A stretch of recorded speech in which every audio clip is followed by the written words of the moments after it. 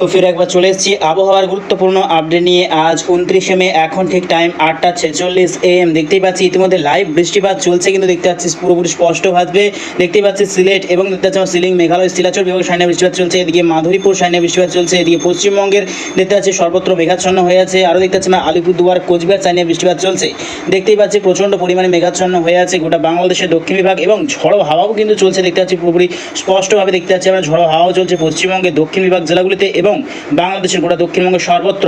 আরও দেখতে পাচ্ছি আজকে কিন্তু বিকেলের পর বৃষ্টির সম্ভাবনা রয়েছে। দেখতেই পাচ্ছি আজকে বিকেলের পর বৃষ্টির সম্ভাবনা রয়েছে পশ্চিমবঙ্গের দক্ষিণ বিভাগ, যেমন খড়গপুর সাইনে বৃষ্টির সম্ভাবনা রয়েছে।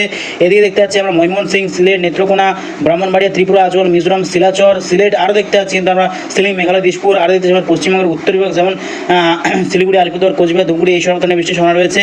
এদিকে দেখতে পাচ্ছি কিন্তু আরব সাগরে কিন্তু প্রচণ্ড পরিমাণ ঝঞ্ঝা প্রবেশ করছে।